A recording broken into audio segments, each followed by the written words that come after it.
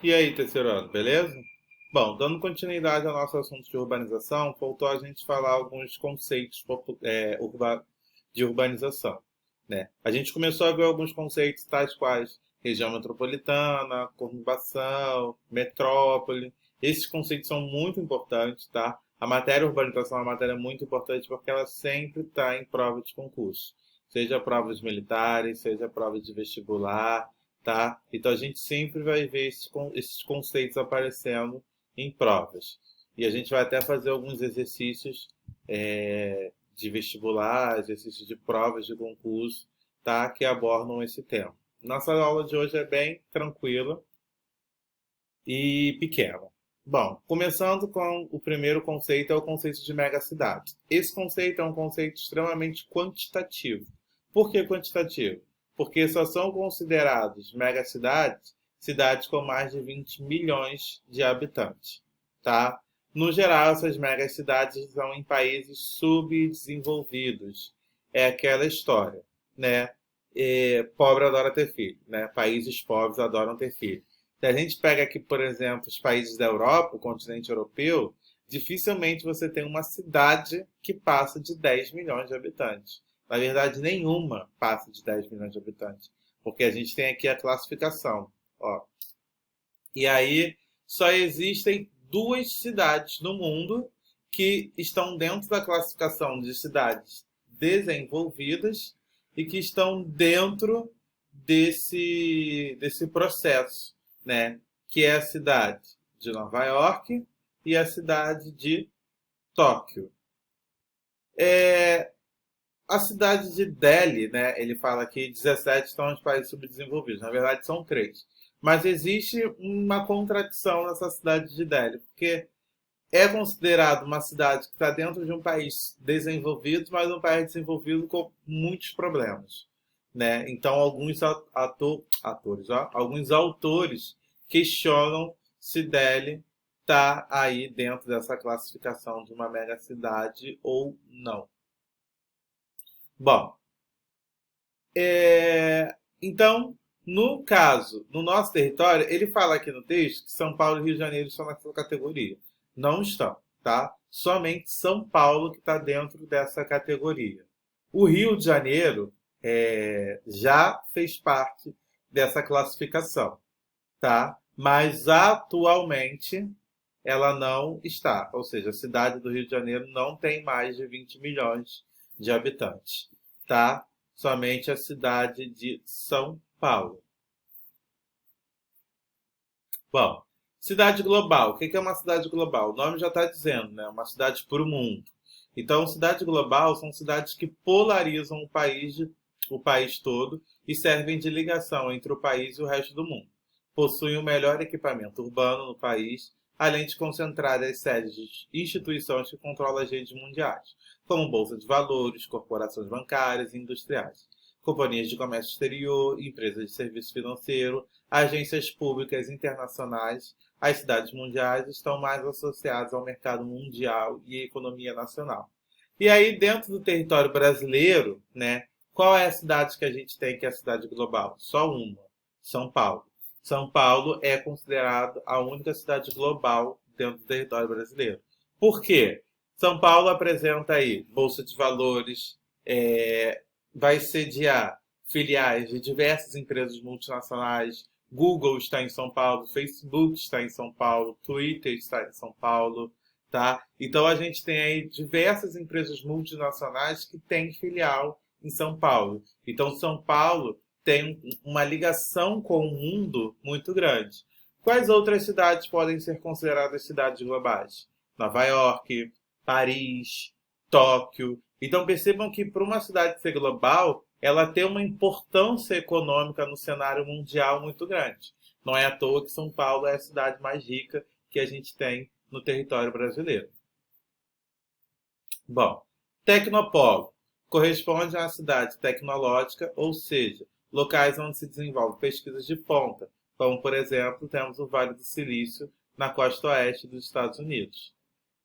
Tsukuba, cidade japonesa, dentre outros. No Brasil, temos alguns tecnopolos localizados, em especial no estado de São Paulo, como Campinas, a Universidade do Unicamp, São Carlos, a UFSCar, e a própria capital, USP. Então percebam que, mais uma vez, São Paulo está um passo à frente dentro do território brasileiro. Então, o que é um tecnopolo? Né? Cidade tecnológica, ou seja, desenvolvimento de pesquisa. Que pesquisa é essa de ponta? Informática. Né? Quando a gente fala hoje de tecnopolo, pesquisa de ponta, a gente está falando de informática.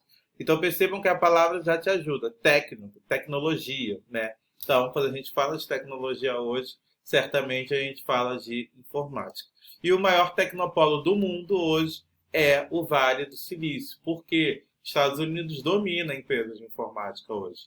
Apple e Microsoft, que são as principais empresas informacionais hoje no mundo, são dos Estados Unidos. Então, por isso que o Vale do Silício é o maior tecnopolo que a gente tem no mundo hoje. Bom, isso aqui não seria exatamente conceitos urbanos, mas são coisas que acontecem dentro do conceito da urbanização, tá? E a gente tem um conceito bem importante aqui, que é o conceito de segregação socioespacial, tá? Bom, especulação imobiliária, você certamente sabe o que é isso, né? Quando a gente tem especuladores do sentido do quesito da imobiliário. Ou seja, o que é o quesito imobiliário? As casas. Desculpa, as casas. Então, hoje, cada vez mais, a gente tem pessoas que compram um terreno, desenvolvem alguma coisa naquele terreno, esperando aquela área crescer. Para quê? Para o imóvel valorizar. Não é à toa o centro de Nova Iguaçu lá com o outro lado de Nova Iguaçu. Há 10, 15 anos atrás, na época dos nossos pais, por exemplo, ninguém falava que o outro lado de Nova Iguaçu é o lado rico. Inclusive, eu tenho amigos que têm casa lá, né, que os pais compraram a preço de banana. Hoje em dia, comprar uma casa lá, comprar um apartamento do outro lado de Nova Iguaçu é um preço extremamente absurdo. Então, isso é o que a gente chama dessa especulação imobiliária. Você começar a desenvolver aquele local, você comprar um terreno, você comprar um imóvel e esperar aquela área valorizar. Condomínios de luxo e favelas, né? A gente tem lá, pegando o exemplo de Nova Iguaçu, lá do outro lado, a gente tem alguns condomínios de luxo ali sim. Apartamentos, né, com piscinas, academia, né?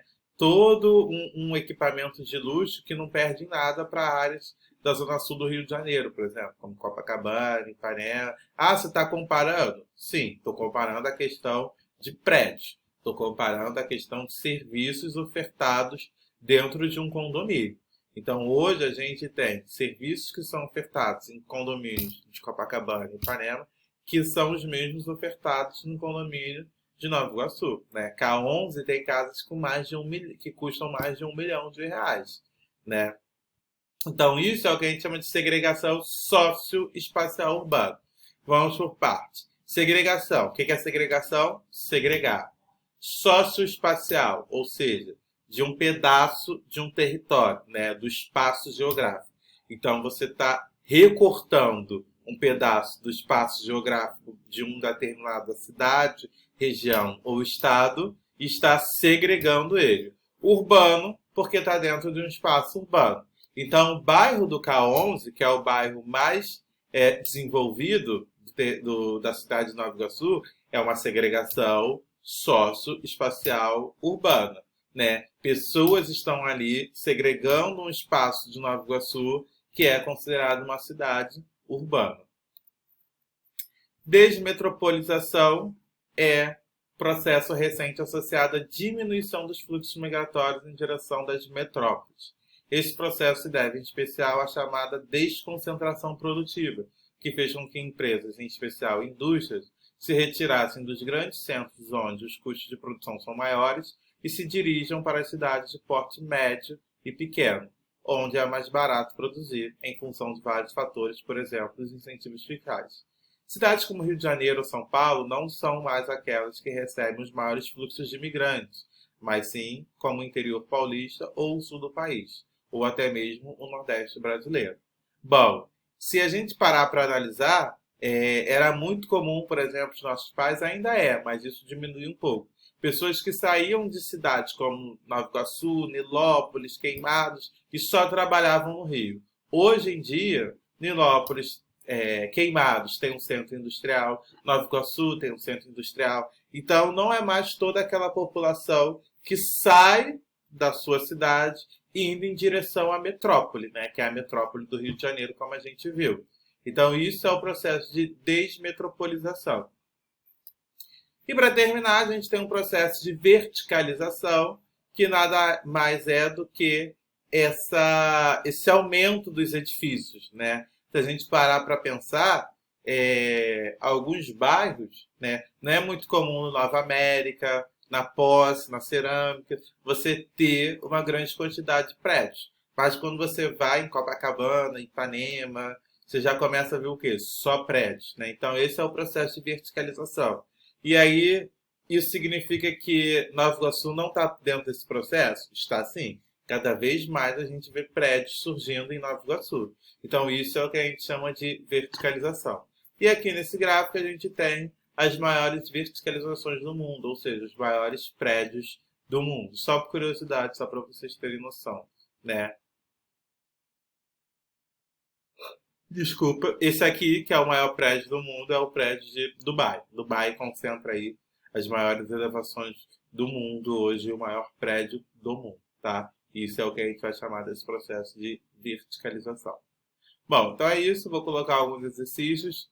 Esses conceitos, todos esses conceitos, vocês vão ter que copiar sim, tá? São só 1, 2, 3, 4, 5, 6, 7 conceitos. Nem é muita coisa. Se a gente botar tudo isso no slide, vai dar no máximo 2 slides. Tudo bem? Então é isso. Qualquer dúvida é só falar. Bons estudos. Tchau, tchau.